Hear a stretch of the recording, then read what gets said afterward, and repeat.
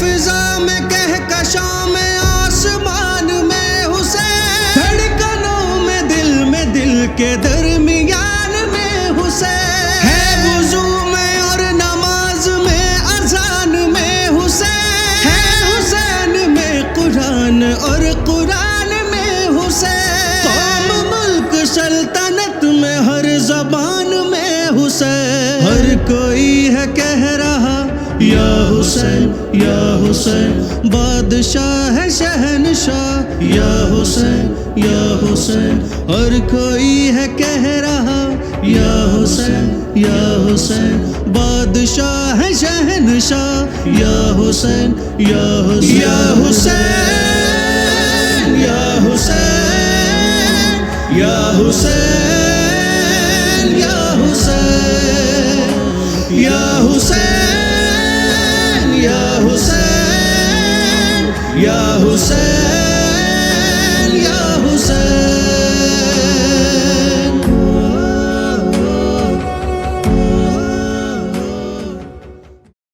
اعوذ باللہ من الشیطان الرجیم، بسم اللہ الرحمن الرحیم، الحمدللہ رب العالمین والعاقبۃ للمتقین والصلاۃ والسلام علی رسولہ محمد وآلہ وصحبہ اجمعین۔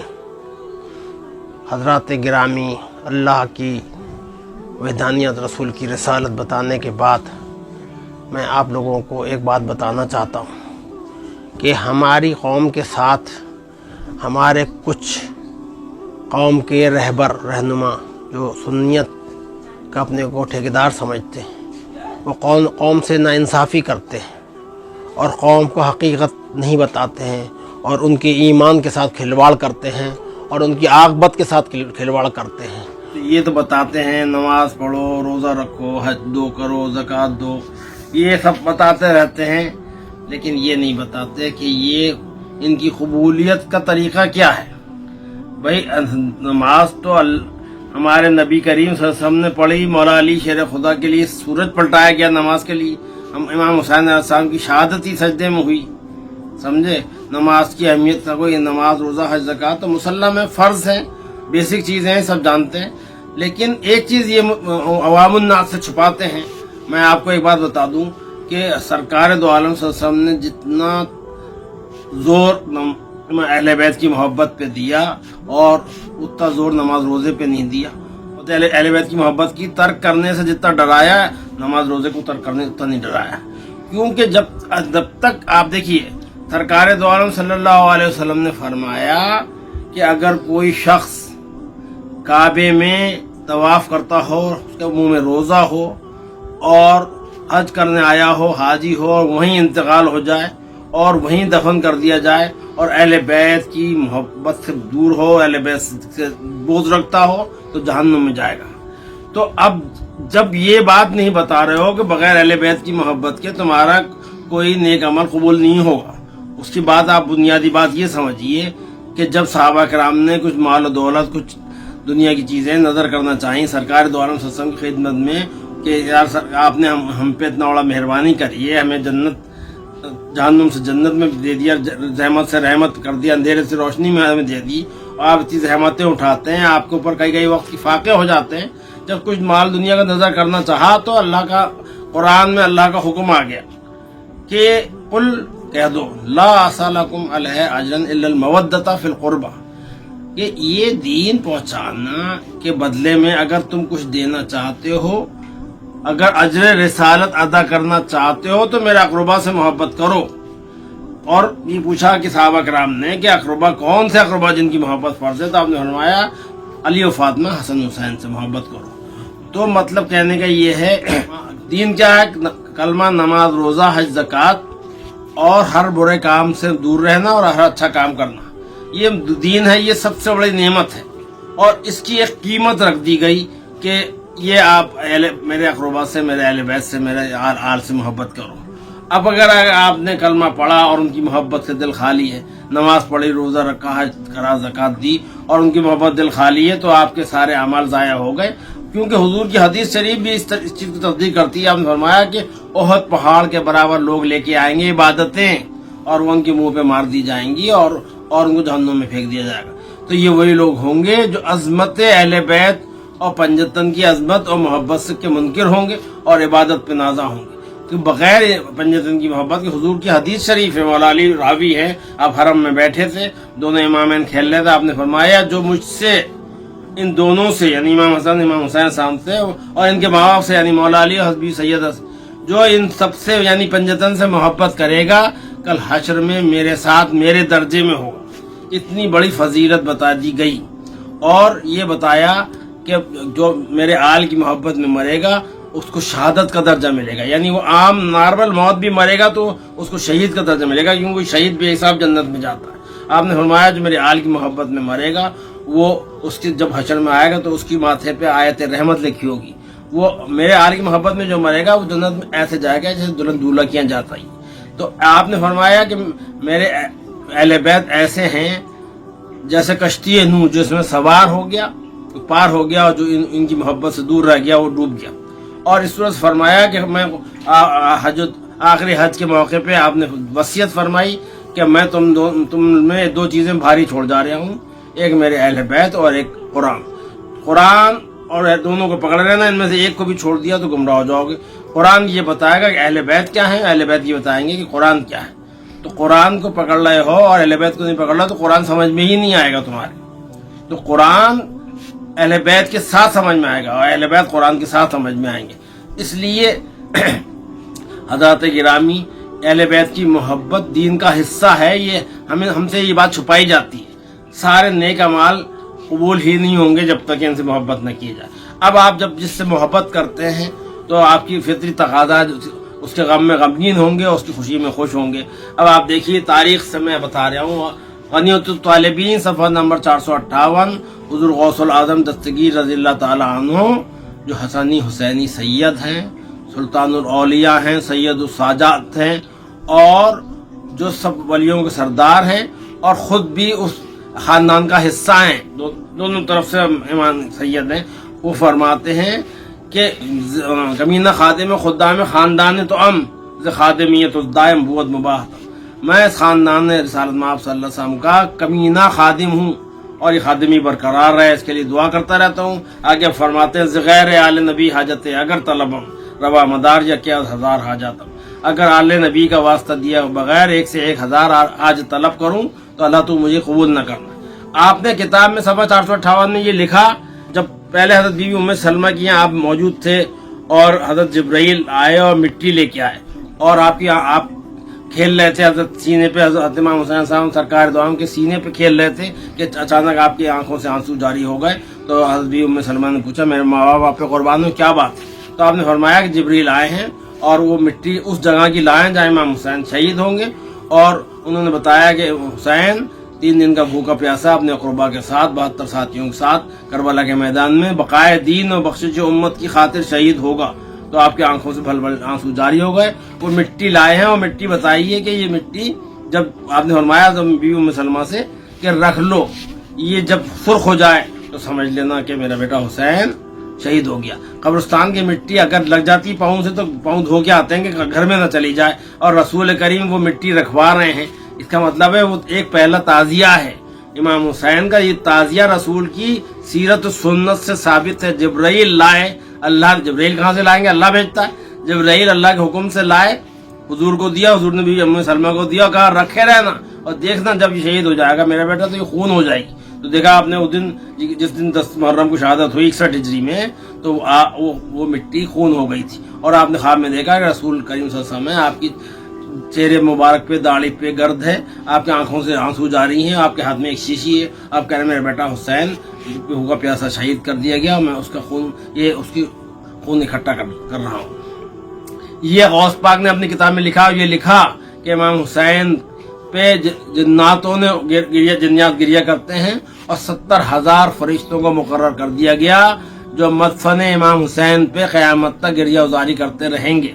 اور سورج جو ہے وہ جب آپ کی شہادت ہوئی تھی تو وہ 7 دن تک سرخ رہا تھا. تو سورج, چاند, زمین, آسمان, فرشتے, جنات, رسول, صحابہ کرام, اہل بیت, غوث پاک, غریب نواز سب امام حسین کا غم کر رہے ہیں. کیوں ہیں رسول اللہ غم خار حسین، اس لیے ہم ہیں عزادار حسین۔ رسول اللہ غم کر رہے ہیں، آنسو ان کے، ابھی شہادت ہوئی نہیں ہے اور آپ اتنا گریہ فرما رہے ہیں، تو ہم آج اگر ان کو یاد کر کے روتے ہیں تو سنت رسول ہے اور یہ فطری ہے۔ رسول سے محبت کرو گے تو ان کی آل سے محبت کرو گے، ان کی آل سے محبت کرو گے تو جب غمگین ہوں گے تو غم کرو گے، جب وہ خوش ہوں گے تو خوش، جب ان کی شہادت کا وقت ہوگا تو غم کریں گے، جب ان کی ولادت کا وقت ہوگا تو خوشی منائیں گے۔ تو جو ان سے محبت کرتے ہیں ان کا فطری کام ہے، اور ان کی محبت کے بغیر بیڑا پار نہیں ہے۔ تو آج جو ہم تعزیہ اٹھاتے ہیں، انما الاعمال بالنیات، حدیث قدسی ہے کہ ہر عمل کا انحصار نیت پہ ہوتا ہے۔ تعزیہ اٹھانا نیت یہ ہے کہ امام حسین کی شہادت کی یاد تازہ کی جاتی ہے، ان کی روضہ مقدس کی ذریعہ جو ہے اس کا نقشہ جو بنا کے، اور اس کو اگر ہم لوگ اٹھاتے ہیں اور یا حسین کرتے ہوئے جاتے ہیں، اور ان کی جو باطنی فتح ہوئی، دین بچانے کے لیے جنگ کی تھی، شہادت ہو کے بھی آپ کی فتح کیسے ہوئی کہ آپ نے دین کو بچا لیا اور امت کی بخشش کا انتظام کر دیا۔ تو وہ جو روحانی فتح ہوئی کہ دین بچ گیا اور بخشش کا انتظام ہو گیا، اس کی فتح کا ڈنکا پیٹتے ہیں۔ جو ڈھول بجاتے ہیں وہ خوشی کا نہیں، غم کا ماتم ہوتا ہے، وہ غم کا ڈھول ہے، غم کا اعلان ہے کہ امام حسین کا غم آ گیا، اور اس کا یہ ڈنکا ہے کہ امام حسین شہید ہو کے بھی جیت گئے، اس کا ڈنکا ہے۔ اس کا مقصد یہ، وہ جیسے طبل جنگ بجتا تھا، اور اس صورت سے وہ علم جو امام حسین کے ہر اس زمانے میں ہوتا تھا اور جنگوں میں ساتھ چلتا تھا، پہچان ہوتی تھی، تو وہ علم اور یہ تعزیے جو ہیں یہ ان سے منسوب ہیں۔ اور ہرا کپڑا کیا ہے؟ قرآن میں اللہ تعالیٰ نے سبحان الذی اسریٰ 15ویں پارے میں آیت نمبر 65-66 میں کہا کہ جو جنتی لوگ ہوں گے ان کو ہرے کپڑے پہنائے جائیں گے۔ یہ کنز الایمان میں اس کا ترجمہ لکھا ہوا، جن صاحب کو وہ 65-66 نمبر آیت پڑھ لیں، کنز الایمان میں لکھا ہے کہ جنتیوں کو ہرے رنگ کے کپڑے پہنائے جائیں گے۔ تو ہرے رنگ کے کپڑے جنتیوں کی پہچان ہے۔ ہرا رنگ ہمارے رسول کے روزے کا رنگ ہے، ہرا رنگ قدرت کا رنگ ہے۔ جتنی کھیتی ہوتی ہے، جتنے پیڑ پودے ہیں، سب ہرا ہوتا ہے۔ حضرت امام حسن علیہ السلام کو بھی ہرا رنگ پسند تھا، کیوں؟ حضرت امام حسین علیہ السلام کو لال رنگ پسند تھا، کیونکہ لال رنگ خوشی کا علامت ہے، اور اس لیے ہرا رنگ، حضرت امام حسن حضرت امام حسین ایک ہے، ایک نور ہے، تو اس لیے ہرے رنگ کے کپڑے پہنے جاتے ہیں۔ گنبد خضرا سے اور حسنین سے منسوب ہے، ہم محرم میں پہنتے ہیں ہرا کپڑا حسین۔ ہم ہرا کپڑا اس لیے پہنتے ہیں کہ گنبد خضرا سے بھی منسوب ہے، امامین سے بھی منسوب ہے، اسلامی رنگ بھی ہے، قدرت کا رنگ بھی ہے، جنتیوں کا رنگ بھی ہے، شہیدوں کا رنگ بھی ہے، اس لیے ہرے کپڑے پہنتے ہیں۔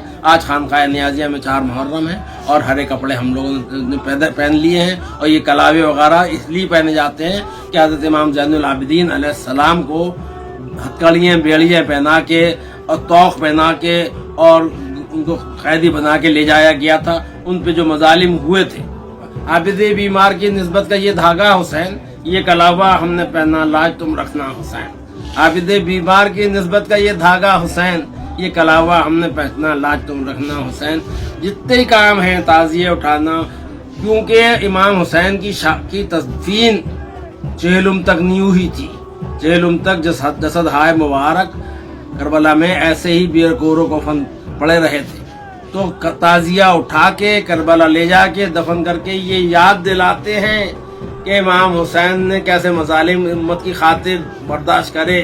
وہ تو سید شباب اہل جنت تھے، ان کو کوئی ضرورت نہیں تھی، لیکن یہ ہمارے گنہگاروں کی بخشش کے لیے آپ کے جسد ہائے مبارک چہلم تک وہاں موجود رہے۔ چہلم کو حضرت امام زین العابدین نے وہاں جا کے تدفین کری، تو تعزیہ اٹھا کے وہاں دفن کر کے یہ یاد دلاتے ہیں کہ رسول کی آل، عام آدمی جو ہے عزت سے دفن ہو جاتا ہے، رسول کی آل چہلم تک 40 دن تک بے رکو گھوڑوں کفن رہی، اور آپ کی جسد ہائے مبارک پہ گھوڑے دوڑا دیے گئے اور بے حرمتی کی گئی۔ تو یہ ان کا غم منانا، غوث پاک نے غم منایا۔ غوث پاک نے اپنی کتاب میں لکھا کہ جنات روتے ہیں، فرشتے مقرر کر دیے گئے ہیں، 70,000 فرشتے جو قیامت تک آپ پہ گریہ گزاری کرتے رہیں گے۔ اور حضرت حضور روئے، حضرت ام سلمہ کو وصیت فرمائی، تعزیہ، علم اور یہ دفن کرنا، کلاوہ پہننا، ہرا کپڑا پہننا، ان سب کا انما الاعمال بالنیات، ان کا نیت یہ ہے کہ امام حسین کی شہادت کی یاد تازی کی جائے۔ اگر آپ کو ہم بتائیں، آپ کہتے ہیں کہ ان کو قرآن پڑھ کے بخشو، ارے بھائی قرآن تو اس کو بخشا جاتا ہے جس کی بخشش نہ ہوئی ہو۔ جس کو ضرورت ہو، جو سید شباب اہل جنہ ہو، جو نیزے کی نوک پہ قرآن پڑھ لے، اس کو کیا قرآن پڑھ کے بخشو گے؟ جس کا چہرہ مصحف قرآن ہے، جس کا چہرہ مصحف قرآن ہو، جو نیزے پہ قرآن پڑھے، جو سید شباب اہل جنہ ہو، جو ان کی محبت میں مر جائے، اس کو شہادت کا درجہ مل جائے، اس کو کیا قرآن پڑھ کے بخش رہے ہو بھائی؟ اس کی تو یاد، شہادت کی یاد بتاؤ نئی جنریشن کو، کہیں کل ایسا نہ ہو اگر ہم گھروں میں نیاز نظر کر کے اور قرآن پڑھ کے بیٹھ جائیں گے اور باہر نہیں نکلیں گے تو کل یہ جنریشن، نئی جنریشن بھول جائے گی کہ امام حسین کون تھے، کربلا میں کیا ہوا تھا، اور یہ دین جو ہمیں ملا ہے یہ کن شہادتوں سے، کن ایثار سے، کن قربانیوں سے بچا ہوا ہے۔ تو آپ نے 72 ساتھیوں کے ساتھ شہید ہونا گوارہ کیا، لیکن اس کی بیعت کرنا گوارہ نہیں کیا آپ نے، اور امت کی بخشش کے لیے، ہماری بقا کے لیے اگر ہم ان کی یاد میں نظر نیاز کرتے ہیں، لنگر کرتے ہیں، ان کی شربت پیش پلاتے ہیں، سب ان کی پیاس کو یاد دلاتے ہیں کہ حضرت علی اصغر جو 6 مہینے کے تھے، یہ بھی دکھایا آپ نے کہ کوئی کل کو یہ لوگ کہتے ہیں کہ صاحب وہ جو لوگ کہتے ہیں وہ بے خطا تھا، 6 مہینے کے حضرت علی اصغر کے لیے جب پانی مانگا گیا تو اس کے بدلے میں تیر آپ کے مارا گیا اور آپ کے گلا چھد گیا تھا۔ تو یہ دکھا دیا کہ ظلم کی انتہا کر دی، 3 دن تک بھوکا پیاسہ رکھا گیا، اور اس کے بعد جب اسیران کربلا چلے تو یہ ان کو دھوپ میں کھڑا کیا جاتا تھا اور اپنی فوج کو سائے میں رکھا جاتا تھا، ظلم کا سلسلہ ختم نہیں ہوا۔ حضور غریب نواز نے فرمایا دین حسین، اب دین حسین ہے، تو جب دین حسین ہے تو حسین کی محبت کے بغیر آپ کا دین قبول نہیں ہے۔ یہ آج جو دین ہے یہ دین محمدی، دین حسینی ہے۔ وہ اب جو دین پلیدی پہ چلنا چاہ رہے ہیں، امام حسین سے بغض رکھ رہے ہیں اور ان کی محبت سے نہیں رکھ رہے ہیں، وہ ان کا ٹھکانہ جہنم ہے۔ اس لیے غریب نواز نے فرمایا بنائے لا الہ حسین، یہ جو لا الہ ہے اس کی بنیاد حسین ہے۔ اور حضرت نیاز بن نیاز شاہ نیاز احمد صاحب فرماتے ہیں کہ اے دل بگیر دامن سلطان اولیاء، یعنی حسین ابن علی جان اولیاء، اے دل پکڑ دامن سلطان اولیاء کون؟ یعنی حسین ابن علی جان اولیاء، دارت نیاز حشر خود امید با حسین، با اولیاء حشر محبان اولیاء۔ یہ نیاز اپنا حشر کی امید رکھتا ہے حسین کے ساتھ، کیونکہ جو جس سے محبت کرتا ہے، اگر اولیاءوں سے محبت کرنے والوں کا حشر اولیاءوں کے ساتھ ہوتا ہے۔ آج ہر سمت سے آتی ہے اذانوں کی صدا، تیرا صدقہ ہے جو یہ مسجد و منبر ہے حسین۔ تو یہ حسین کا صدقہ ہے آج جو کعبہ لاکھوں کروڑوں لوگ حج کر رہے ہیں، آج جو اسلام کا جھنڈا بلند ہے، آج جو اسلام کا ڈنکا پٹ رہا ہے، آج جو مسجد و منبر و محراب مسجدیں اور یہ سب اسلام کی زندہ و تابندہ ہے، یہ اس دھوپ کے پیاسے شہید کا صدقہ ہے کہ جس نے دین کی بقا کے لیے، اسلام کی اور امت کی بخشش کے لیے اپنے اور اپنے 72 ساتھیوں کی قربانی دے دی۔ اس لیے حضرات گرامی میں آپ سے التجا یہ ہے کہ آپ اگر کلمہ پڑھیں تو اس سے پہلے یہ سوچیں کہ اہل بیت کی محبت، پنجتن کی محبت دل میں ہے نہیں ہے۔ نماز، روزہ، حج، زکوٰۃ سب کریں، لیکن کرنے سے پہلے اپنے دل میں احتساب کرتے رہیں کہ ہمارے نبی نے کہا ہے کہ اگر ان کی محبت نہیں ہوگی تو تمہارا کچھ قبول نہیں ہوگا۔ اس لیے اپنی محبت کو، اہل بیت کی محبت، اپنے دل کو اہل بیت کی محبت سے بھر کے رکھیں۔ ان سے منسوب، ان سے نسبت والی کوئی بھی چیز ہو تو جو محبت کا، جس سے آپ محبت کرتے ہیں ان سے محبت، ان سے منسوب کوئی بھی چیز ہوتی ہے اس سے بھی آپ کو محبت ہوتی ہے۔ ان کو پہچان لو، سرمایہ محشر ہے حسین۔ اے مسلمانوں، تمہارا تو مقدر ہے حسین۔ ابھی تم یہ سمجھ رہے ہو تمہارا کام ختم ہو گیا، کام نہیں ختم ہوا ہے۔ ابھی حشر میں ان کی صدقے میں جب واسطہ دیا جائے گا تو بیوی سیدہ کی واسطے سے اور سرکار دو عالم کی شفاعت سے ہماری آپ کی گنہگار امتیوں کی بخشش ہوگی۔ مچی ہے دھوم، شاہ مشرقین آتے ہیں، ہمارے غم کی دوا دل کا چین آتے ہیں۔ نبی کے ساتھ شفاعت کو حشر میں دیکھو، لہو میں تر و جناب حسین آتے ہیں۔ وما علینا الا البلاغ۔